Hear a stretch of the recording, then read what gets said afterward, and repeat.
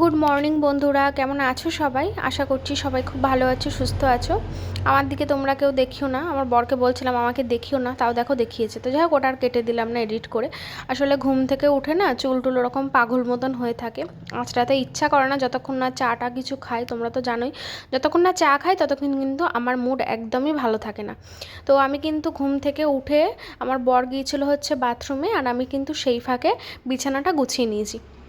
তারপরে আমি গেলাম ফ্রেশ হয়ে, তারপরে রান্নাঘরের থেকে চা করে নিয়ে এখন ঘরে আসলাম।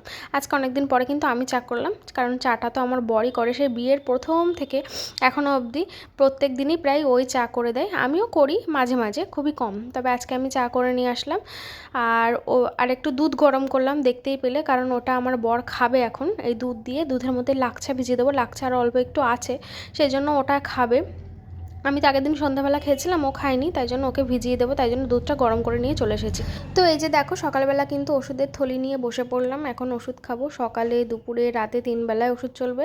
মানে সকালে ঘুম থেকে উঠে খালি পেটে একটা ওষুধ, তারপরের থেকে রাতে ঘুমাতে যাওয়ার পর্যন্ত একটা ওষুধ থাকে। মানে এত ওষুধ খেতে হচ্ছে। আমি ওষুধ খেতে এমনিই ভালোবাসি না, আর এখন যে এত ওষুধ খেতে হচ্ছে সে মানে বলার বাইরে। আর কি বলবো বলো, এখন তো ওষুধ চলবেই। এই কয়েকদিন আগে ওষুধ নিয়ে আসলো, তারপরে আবারও ওষুধ শেষ হয়ে যাওয়ার মতন হয়েছে, ওকে সেটা বলছিলাম। তাই বললো আবারও নিয়ে আসবে ওষুধ। ওষুধ কিনে কিনে অবস্থা পুরো শেষ।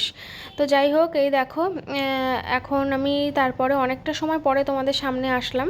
আমার বর কিন্তু কাজে চলে গেছে। সকালবেলা ওই লাচ্ছাটা খেয়ে তারপরে ও ওর দোকানে চলে গেছে, আর তারপরে আমি চলে আসলাম রান্নাঘরে। এখন আমি রান্না করব। ও যাওয়ার আগে আমাকে পনির এনে দিয়ে গিয়েছিল। আমি বলেছিলাম পনিরটা এনে দিয়ে যাও, আমি আজকে পনিরের তরকারি করব। আর দেখো, আমি আলু কেটে ধুয়ে নিয়েছি, পনিরটাও পিস পিস করে কেটে তারপরে ভেজে নিলাম তেলে।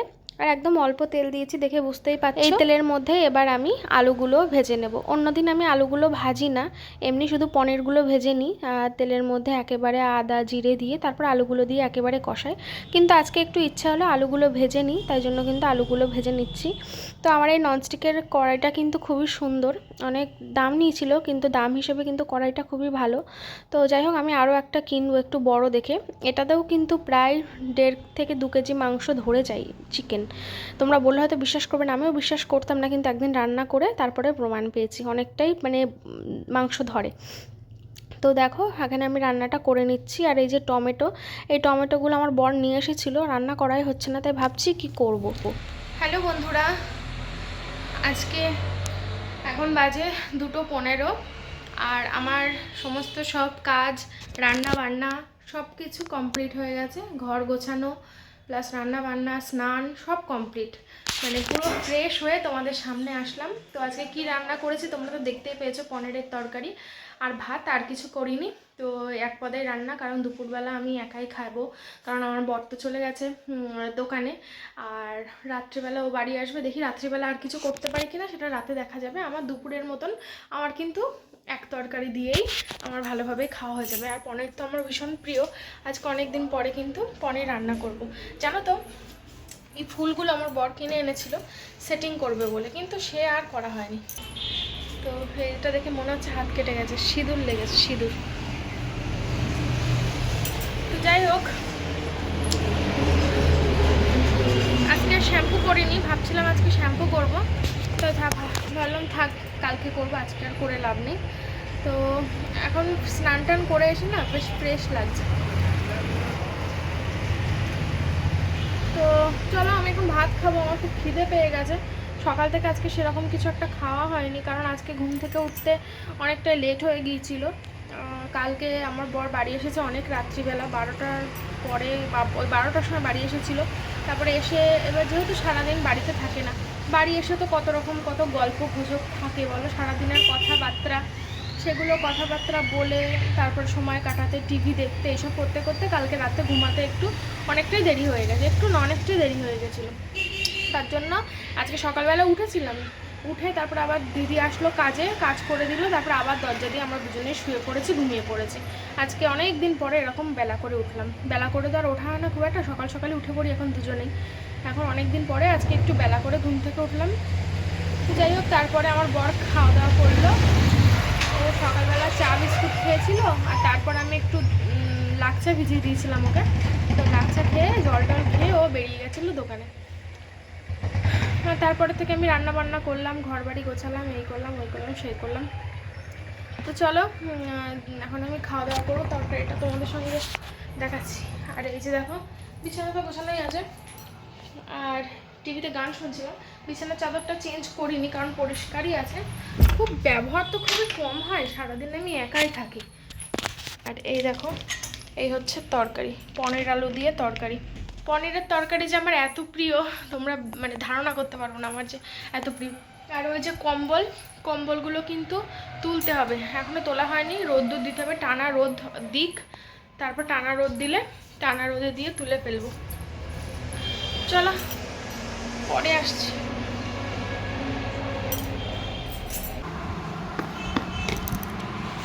শুভ সন্ধ্যা বন্ধুরা, আজকে সন্ধ্যাবেলাটা পুরো বেকার হয়ে গেছে, ভালো লাগছে না। চাটা খেয়ে নিই, নাহলে ঠান্ডা হয়ে যাবে, তারপরে আমি তোমাদের সামনে এসে বলছি কি হয়েছে। তো বন্ধুরা অনেকটা সময় পরে তোমাদের সামনে আসলাম, তখন চা খাচ্ছিলাম, তোমাদের বললাম যে একটু পরে আসছে। একটা ঘটনা ঘটেছে বলতে আজকে দুপুরবেলা আমি খাওয়া দাওয়া করে, আমি তো বাড়িতে একাই ছিলাম, খাওয়া দাওয়া করে শুয়ে পড়েছিলাম, টিভি দেখছিলাম, টিভি দেখতে দেখতে তারপর হচ্ছে মোবাইল দেখছিলাম, ভিডিও এটা ওটা করতে করতে না চোখটা লেগে গেছে, ঘুম এসে গিয়েছিলো, তাই জন্য আমি ভাবলাম একটু ঘুমিয়ে নিই, রোজ তো ঘুম আসে না, এখন তো ঘুম মানে উড়েই গেছে, ঘুম আর আসে না, তাই ভাবলাম একটু ঘুমাই। তো যাই হোক একটু চোখ বন্ধ করে ঘুমানোর চেষ্টা করলাম, ঘরে লাইট ফাইট অফ করা ছিল পুরো। তো এবার আমি ঘুমাচ্ছি, আবার মাঝে মাঝে ঘুম ভেঙে যাচ্ছে, প্রপার ঘুম হয় না দিনের বেলার, একদমই রাত্রিবেলা দেরি করে আসা, দিনের বেলা একদমই হয় না, তোমাদের বলেছি। তো যাই হোক কি একটা সমস্যা, তো ঘুমাচ্ছি, তাও কিছুক্ষণ মিনিট ঘুমিয়েছি, আবার কিছুক্ষণ জেগে গেছি, তারপর আবার ঘুমিয়েছি, তারপরে হঠাৎ করে আমার ঘুমটা ভেঙে গেছে, আর আমার মানে চোখের আচমকা মানে চোখ খুলেছে, আমার মনে হলো যেন মানে আমি এখানটা শুয়েছিলাম, আর এই যে এটা হচ্ছে সামনে, ঠিক আছে, এই যে এই মাথা দিয়ে এদিকে পা দিয়ে শুয়েছিলাম, আর এদিকে হচ্ছে এই যে মনে হলো যেন ওখান থেকে এইদিকে কেউ আসলো, মানে অন্ধকারের মধ্যেই, কিন্তু মানে কে আসলো কি না আসলো আমি বুঝতে পারিনি, কিন্তু আসলো। আমার যে এত ভয় লেগেছে অন্ধকারে, আগের দিন সেম এরকম হয়েছে। আগের দিন হচ্ছে আমি আগের দিনের একটা গল্প কথা বলে নিই, তারপরে তোমাদের বলছি।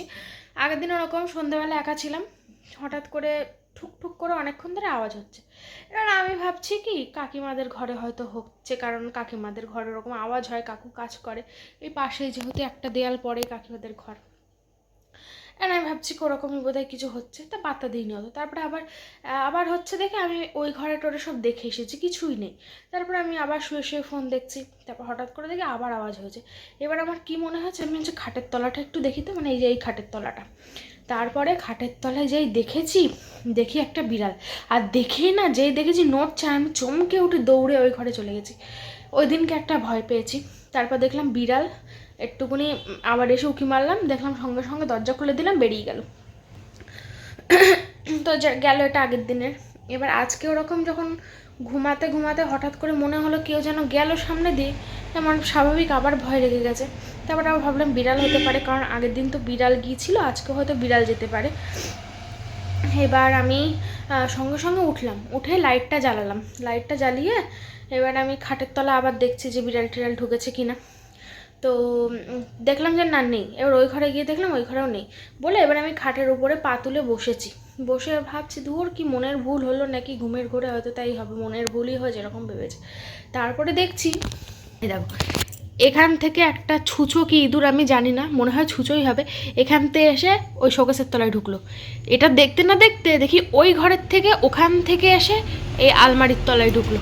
মানে আমি যে এত ভয় পেয়েছি, আমি সব ছুঁচো ইঁদুর আরশোলা এগুলোতে না মারাত্মক লেভেলের ভয় পাই, যদি গায়ের মধ্যে উঠে আসে উড়ে আসে, আমি যে এত ভয় পাই। তার এমনি একটা মনের মধ্যে খচখচ চলছিল, কি যেন গেল সামনে দিয়ে, মনে হয় ছুঁচোটা দৌড়াদৌড়ি করেছে, ওইটাই আমার একটা আচ্ছা চোখে এসেছে যে কিছু একটা গেছে, মানে কি গেছে আন্দাজ করতে পারিনি, তবে কিছু একটা গেছে যে এটা আমি আন্দাজ করতে পেরেছি ঘুমের করে। বাবারে বাবা, আমার যে কত সময় বুকের ভেতরটা কেমন ধরপড় হয়েছে। তারপরে ওকে ফোন করে বললাম, তারপরে হচ্ছে যে ঠিক হলো অনেকক্ষণ পরে। তারপর চাটা খেলাম কি, তারপরে আমি কিছুতেই খুঁজে দেখলাম, পেলাম না কোথাও। হ্যাঁ, তারপরে আমি কিছুতেই খাট থেকে নিচে নামতেই পারছিলাম না, কত সময় আমি নামিনি। তারপর ও বললো যে ওটা ছুঁচোই ছিল, আর ছুঁচো মানুষ দেখলেও বেরোয় না, ও ভয়ে ঠিক পালাবে। এবার আমি ওরা ভয় পাচ্ছি, আমি তো ছুঁচোর ভয় পাচ্ছি, এবার ছুঁচো আমার ভয় পাচ্ছে কিনা আমি জানি না, আমি তো মারাত্মক ভয় পাচ্ছি। তো তারপর আমি আবার অনেকক্ষণ পরে চাটা করে নিয়ে তাই তখন ভিডিও করছিলাম, তোমাদের সঙ্গে বলবো ভাবলাম, তারপরে আর বলা হয়নি। তারপরে এখন বর বাড়ি চলে এসছে, ওই 11টার দিকে বাড়ি এসেছে। এসে তারপর আমরা খাওয়া দাওয়া করলাম দুজনে মিলে। আর বাইরে এত সুন্দর হাওয়া দিচ্ছে, মনে হচ্ছে যেন বাইরের দিকে একটু হাঁটতে যাই। দেখি অনেক দিন বাইরে যাওয়া হয় না, বাড়ির সামনেটায় একটু যাবো ওর সাথে। এমনি তো আমি সারাদিন বাইরে বেরোই না, দেখি ওর সঙ্গে একটু হেঁটে আসবো। তো এই হচ্ছে কারবার, এইসব হচ্ছে আমার সাথে, আর কি করা যাবে। কি গো, কি করছো? হাওয়া দিচ্ছে না খুব সুন্দর? না এখনো দিচ্ছে না। দিচ্ছ না? একটু আগেই দিচ্ছি। হ্যাঁ, কেমন একটা থমথমা লাগছে, ঝড় উঠবে নাকি? আমরা সব বুঝতে পারি, আগেকার ঠাকুরদা ঠাকুমারা জানতো, আমরা সব জানি না। কেন জানো না কেন? ওই ওই জন্য কি? আমরা জানি না কখন ঝড়। তোমার ওই টেডিটা ঘাড় কাত হয়ে রয়েছে, ঠিক করে দাও তো। কই ঘুম পাচ্ছে।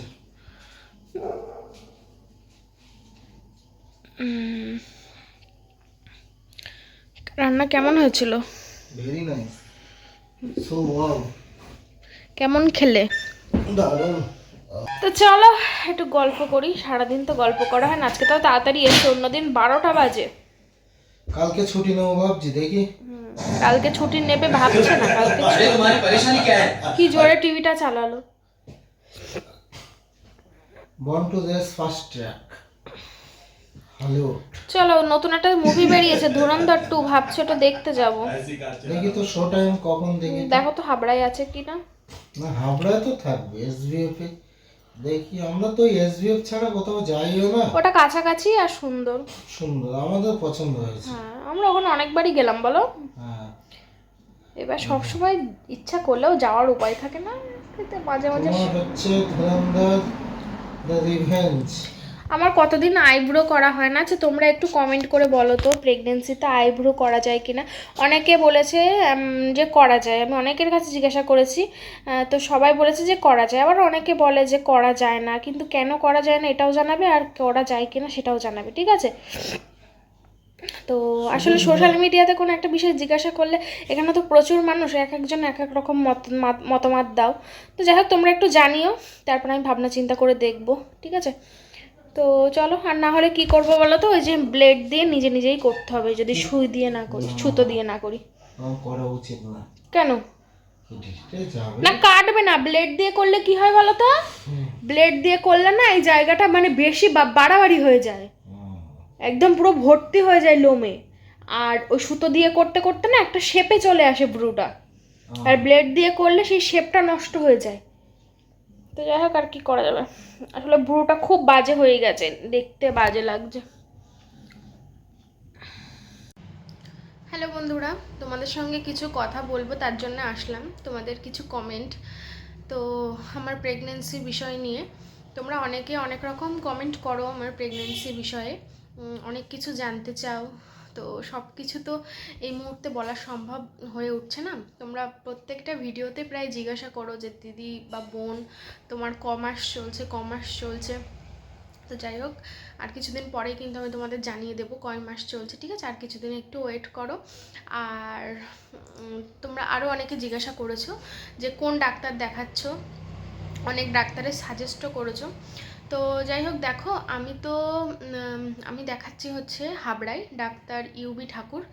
তো আমি তো প্রেগনেন্ট হওয়ার আগে থেকেই ওনাকে দেখাচ্ছি, এখানে মানে গোবরডাঙ্গায় আসার পরে ওখানেই আমি ওনাকে দেখাতাম। এবার আমার পিসিওডির কারণে, আমার যেহেতু পিসিওডি আছে, তাই জন্য কিন্তু আমি ওই ডাক্তারবাবুকে দেখাতাম। ডাক্তারবাবু খুবই ভালো, ওষুধ দিত। তো পার মান্থ তো অনেক টাকা করেই ওষুধ দিত যখন পিসিওডি ছিল। তো সেগুলো খেতাম, ঠিকঠাক থাকতো। তারপরে হঠাৎ করে তো জানতে পারলাম প্রেগনেন্ট, তারপরে আমি ওই ডাক্তারবাবুর কাছেই গেছিলাম। যেহেতু এখানে সেরকম একটা কিছু জানতাম না, তো আমরা যেহেতু ভাবলাম যে ওইটাই ভালো ডাক্তার, মানে উনিই ভালো ডাক্তার, ওনার কাছে দেখাচ্ছি, তাই ওনার কাছে যাই। তাই সবার প্রথমে যেদিন ফার্স্ট জানলাম আর কি, সেদিন কিন্তু ভেবেই নিয়েছিলাম যে আমি ওনার কাছেই যাব। মানে যতক্ষণ না ডাক্তারের কাছে যাচ্ছে মনের ভেতরে একটা খুঁতমুত চলছিল। মানে যেদিন আমি বাড়িতে জানতে পেরেছিলাম, তারপরে তো ডাক্তারের কাছে যাওয়ার জন্য একটা উৎসুক হয়েছিলাম যে কখন ডাক্তারের কাছে যাব আর ডাক্তার কি বলে সেটা আমি শুনবো। তাই জন্য মানে মাথার কাছে আর অন্য কোনো ডাক্তারের কথা মাথায় আসেনি। যে ডাক্তারের কাছে আমি দেখাতাম আগাগোড়া, সেই ডাক্তারের কাছেই আমি গিয়েছিলাম। আগাগোড়া বলতে ভুল হবে, 1-2বার হয়তো দেখিয়েছিলাম গোবরডাঙ্গায় এসে। তো যাই হোক, ওনার কাছে গিয়েছিলাম। তারপরে উনি তো বললেন যে তাহলে তো আর কোনো ব্যাপার নেই, আগের ওষুধ আর কিছুই চলবে না, এখন থেকে নতুন ওষুধ তোমাকে দেয়া হবে।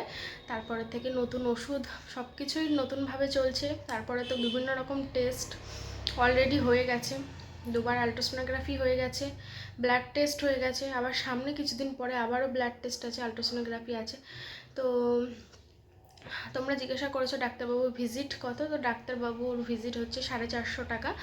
আর তারপরে তো ওষুধ আছে, ওষুধ তোমরা মানে কি বলবো, ওষুধ কিন্তু প্রচুর প্রচুর কস্টলি। আর আমি আগে জানতাম না যে প্রেগনেন্সির সময় এত দামি দামি ওষুধ, আমি তো এত দামি ওষুধের আগে কখনোই খাইনি।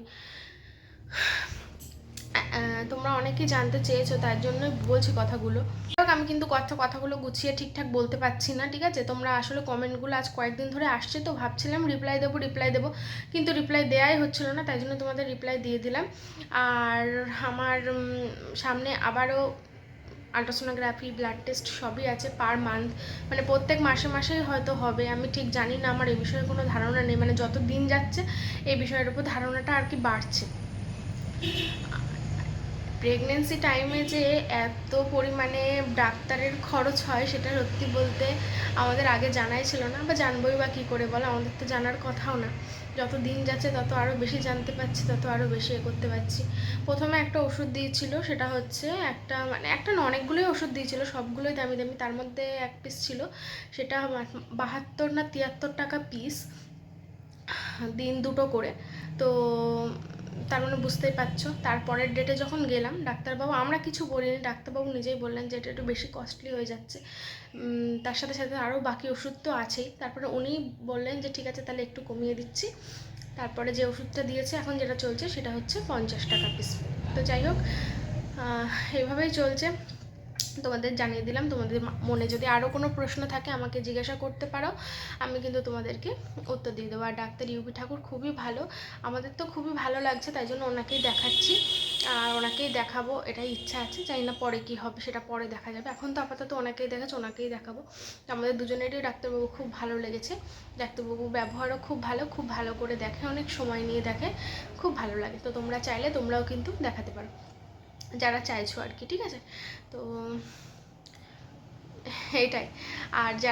আর বাকি যেসব প্রশ্নগুলো জিজ্ঞাসা করছে, যেগুলো আমি এখন রিপ্লাই দিতে পারছি না, তো একটু ওয়েট করো, আমার সমস্যা দূর হয়ে যাক। তারপরে সমস্যা বলতে মানে আমি আর কিছুদিন যাক, সময়টা যাক, তারপরে আমি তোমাদের সঙ্গে সব কিছু শেয়ার করব, ঠিক আছে? তো চলো, তোমরা আরও অনেকে জিজ্ঞাসা করো যে তুমি যে বলেছিলে প্রথম যেদিন জানতে পারবে সেই ভিডিওটা কবে ছাড়বে। তো আমি কিন্তু, তোমরা করে দেখতে পাবে, আমি কিন্তু আমার প্রেগনেন্সি রিলেটেড খুবই কম ভিডিও আমি ইউটিউবে ছাড়ি। প্রথম হয়তো খুব কয়েকটা ছেড়েছিলাম, তারপরের থেকে আমি কিন্তু খুবই কম আমার এই রিলেটেড ভিডিও আমি ছাড়ি না, খুবই কম ছাড়ি। ভিডিওতে কিছু বলিও না, কারণ এই বিষয়টা নিয়ে যত না বলা যায় ততই ভালো, তাই জন্য আমি কিছু বলি না। এবার তার মধ্যে থেকে অনেকে তোমরা জিজ্ঞাসা করো, জানতে চাও, তাই জন্য আমি ভাবলাম আজকে ভিডিওটা বলি। আর ওই ভিডিওটা আমার কাছে করা আছে, আমি এখন হয়তো তোমাদের সঙ্গে শেয়ার করব না, পরে তোমাদের সঙ্গে আমি শেয়ার করে দেবো, ঠিক আছে? চলো, সবাই ভালো থেকো, সুস্থ থেকো, সাবধানে থেকো। আর তোমরা যেসব সাজেশন আমাকে দাও সেগুলো আমি সব শোনার চেষ্টা করি। মাঝে মাঝে গড়বড় হয়ে যায়, কারণ বাইরের খাবার তোমরা অনেকে বলো খাওয়া ঠিক না, তো আমি কিন্তু বাইরের খাবার খুব একটা খাই না। তোমরা দেখতে পাবে আগে যে হিসেবে খেতাম, মোমো, তারপরে হচ্ছে তারপরে কি বিরিয়ানি, চাউমিন, এসব কিন্তু আমি বহুদিন হয়ে গেছে খাই না। বাড়ির তৈরি খাই। আর বাইরের বলতে টুকটাক যেগুলো খাই, যেগুলো ইচ্ছা হয়। তোমরা তো জানো প্রেগনেন্সি টাইমে কত কিছু খেতে ইচ্ছা হয় এক টাইমে। আর আমার তো খাওয়া দাওয়া নিয়ে কোনো রকম কোনো সমস্যা নেই প্রথম থেকেই। আমার কোনো খাওয়ার প্রতি কোনো অরুচি প্রথম থেকে কিছুই নেই, ইদানিং একটু চিকেনের প্রতি অরুচি হয়েছে হয়তো ওটা বেশি খাওয়ার জন্য, কিন্তু প্রেগনেন্সি টাইমে যে অনেকের খাওয়ার প্রতি অনিচ্ছা বা বমি, আমার কিন্তু এসব কোনোটাই কোনো কিছু ছিল না। এক একজনের প্রেগনেন্সি এক এক রকম হয়, অনেকের হয় খুব কষ্টদায়ক, যারা খুব বমি করে খেতে পারে না, তাদের কিন্তু খুব কষ্ট হয়। আর যারা খেতে পারে, এরকমও অনেকে আছে যারা খেতে পারে বা যাদের কোনো সমস্যা হয় না, সমস্যা বলতে খাওয়া দাওয়ার প্রতি কোনো সমস্যা হয় না। তো এটা হচ্ছে ব্যাপার। প্রথম প্রথম তো তাও আমি অনেকে প্রথম প্রথম খেতে পারে না, পরের দিকে খেতে পারে। আর আমার কি সমস্যা হয়েছে যে না, আমি প্রথম প্রথম খেতে পারতাম, কিন্তু এখন যত দিন যাচ্ছে না আমি মানে খেতে অতটাও ঠিক পারছি না। আমার ব্যাপারটা পুরোটাই উল্টো। আসলে এক একজনের ব্যাপার এক একজনের কাছে। তো চলো, তোমাদের সঙ্গে কিছুটা গল্প করে নিলাম এই বিষয় নিয়ে। তোমরা ভালো থেকো, সুস্থ থেকো, সাবধানে থেকো। দেখা হবে পরের দিনের একটা সুন্দর ব্লগ নিয়ে। ততক্ষণের জন্য সবাইকে টাটা, বাই বাই।